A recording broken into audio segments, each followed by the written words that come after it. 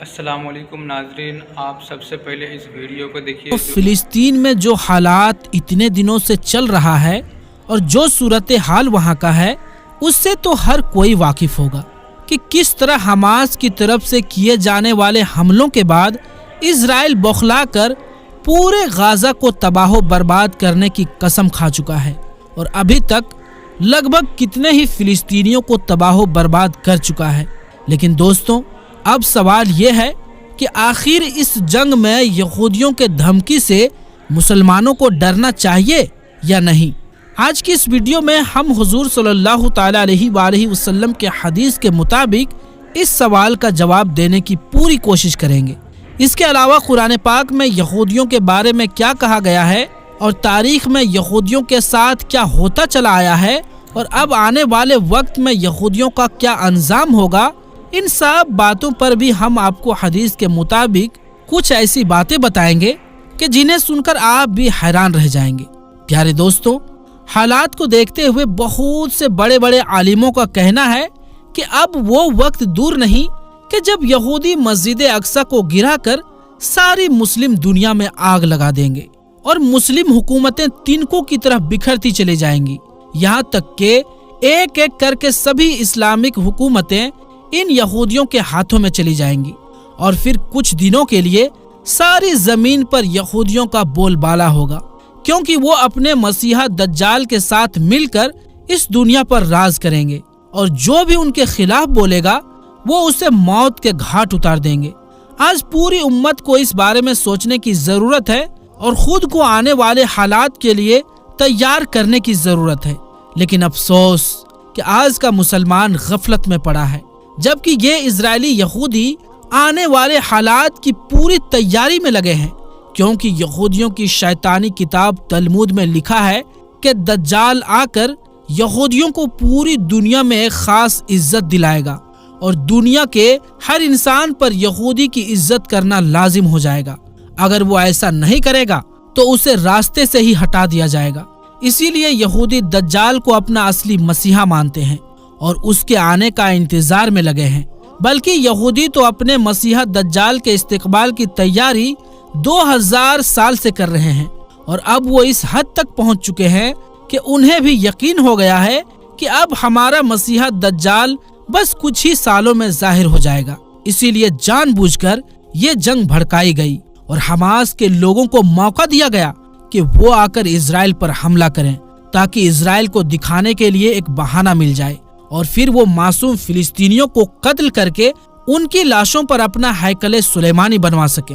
اسی لیے آپ نے پچھلے کچھ دنوں پہلے کی خبروں میں ضرور سنا ہوگا کہ اسرائیل نے اپنے 5000 فوجی غازہ میں داخل کر دیے ہیں اور پوری رات غازہ کے اندر بندوقوں کی فائرنگ ہوتی رہی، مطلب ہزاروں فلسطینیوں کو بندوقوں کا نشانہ بنا کر موت کے گھاٹ اتار دیا گیا۔ دنیا کے سارے مسلم دیش صرف بیٹھے تماشا دیکھ رہے ہیں، یہاں تک کہ بیتے دنوں میں ایک فلسطینی عورت نے ترکی کے صدر طیب اردوغان سے یہ بات کہتے ہوئے دم توڑ دیا کہ اب ہم فلسطینیوں کو تم مسلمانوں سے کوئی امید نہیں، بلکہ اب تم ہمارے لیے دعائیں بھی مت کرو، ہم تو شہید ہو کر اللہ کے پاس چلے جائیں گے، لیکن تم سب مسلمانوں کے دل مردہ ہو چکے ہیں۔ اب تو حال یہ ہے کہ مسلمانوں کے سب سے مقدس دیش سعودی عرب کا بھی بادشاہ خاموش ہے، اور تو اور اس نے خود امریکہ سے بات کر کے اپنے ملک میں یہ حکم جاری کر دیا ہے کہ کوئی بھی عالم ممبر سے فلسطینیوں کے حق میں بیان نہیں کر سکتا، جو بھی ایسا کرتا پکڑا جائے گا اسے سخت سزا دی جائے گی۔ تو دوستوں، اب آپ خود ہی ان اسلامک دیشوں کی گھٹیا حرکتوں کو دیکھ سکتے ہیں کہ ایک طرف وہ خود خاموش ہیں اور دوسری طرف اپنی قوم کی لوگوں پر بھی پابندیاں لگا رہے ہیں کہ ان میں سے کوئی بھی معصوم فلسطینیوں کے حق میں بات تک نہیں کر سکتا۔ آخر یہ کیسے مسلم دیش ہیں؟ کل قیامت کے دن یہ اللہ کو کیا جواب دیں گے؟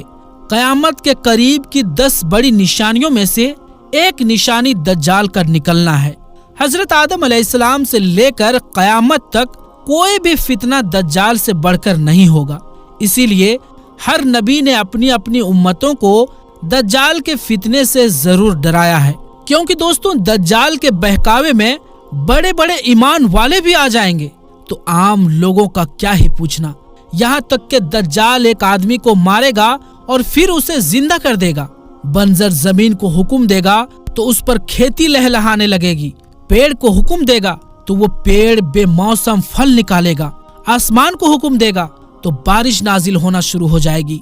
आखिर एक बंदा जब दज्जाल का इनकार करेगा तो दज्जाल उससे कहेगा कि आखिर तुम मुझे खुदा मानने के लिए क्या सबूत देखना चाहते हो?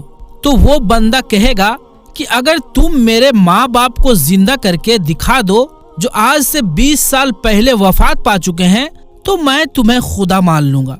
इस पर दज्जाल हुक्म देगा तो उसके लश्कर के बहुत से शैतान उस आदमी के माँ बाप की शक्ल में आकर उससे कहने लगेंगे कि ऐ बेटा, ये सामने खड़ा हकीकत में तुम्हारा सच्चा खुदा है, तुम इसे ही अपना खुदा मान लो।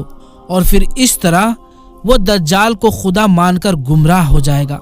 लेकिन दोस्तों, इन सभी शैतानी ताकतों के बावजूद भी एक दिन दज्जाल का खात्मा हजरत ईसा अलैहिस्सलाम के हाथों होकर रहेगा और फिर सारी दुनिया में एक बार फिर से इस्लाम का बोलबाला होगा।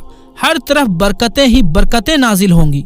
और यहूदियों के बारे में हदीस में आता है कि खुद ईसाई मुसलमानों के साथ मिलकर उनका खात्मा करेंगे। वो जिस पेड़ या पत्थर के पीछे छुपेंगे तो वो पेड़ भी बतला देगा कि ये देखो, मेरे पीछे यहूदी छुपा है। सिर्फ गरकद का पेड़ ऐसा होगा जो इस बात की खबर नहीं देगा। इसीलिए यहूदियों की तरफ से गरकद पेड़ लगाने की एक मुहिम चलाई जा रही है। और आप देख सकते हैं कि इस वक्त इजराइल में सबसे ज्यादा गरकद का पेड़ पाया जाता है, क्योंकि कुरान पाक के मुताबिक यहूदियों को भी अच्छी तरह पता है कि इस्लाम एक सच्चा मजहब है और आखिर एक दिन हमारा खात्मा होकर रहेगा। लेकिन दोस्तों, क्या आप जानते हैं कि आखिर यहूदी ऐसा क्यों कर रहे हैं? वो तारीख में मासूम लोगों को निशाना बनाकर उन्हें कत्ल करते क्यों आए हैं? तो इसके पीछे उनकी सबसे मुकद्दस किताब तलमूद में है। याद रहे, यहूदियों के मजहब में 2 किताबें पाई जाती है। एक तो वो किताब जो हजरत मूसा अलैहिस्सलाम पर तौरात की शक्ल में नाजिल की गई, और दूसरी किताब तलमूद, कि जिसके बारे में इनके कुछ लोगों का यहाँ तक मानना है कि हमारी तलमूद किताब तौरात से भी ज्यादा अफजल है। इस तलमूद किताब में लिखा है कि अगर कोई एक बार तौरात किताब की तौहीन कर दे तो वो जायज है, लेकिन तलमूद किताब की बेअदबी पर उसे कत्ल कर दिया जाएगा। दोस्तों, ये तलमूद किताब उनकी कोई मजहबी किताब नहीं है, बल्कि इनके आलिमों ने ये किताब खुद ही लिखी है और ये कई सदियों के तजुर्बों पर हावी एक किताब है। इस किताब में यहूदियों की शुरुआत से लेकर आज के जमाने तक होने वाले सभी हालात लिखे हैं कि कब कब यहूदियों पर जुल्म होगा और कब कब यहूदियों ने दूसरे कौमों पर जुल्म ढाया, यहूदियों को सियासत कैसी करनी चाहिए, सारी दुनिया पर यहूदी कौम कैसे राज कर सकती है और जादू टोने के सहारे से लोगों को कैसे बेवकूफ बनाया जाता है। इसी तरह इस किताब में नबियों के बारे में भी बहुत सी घटिया बातें लिखी है। यहाँ तक कि हजरत आदम अलैहिस्सलाम को गालियाँ तक दी गई है। हजरत मरियम अलैहिस्सलाम पर गंदा इल्जाम लगाया गया है। और तो और इस किताब में अल्लाह तबारक व तआला के बारे में भी बहुत सी उल्टी सीधी बातें लिखी गई है कि जिनको बयान करते हुए भी डर लगता है।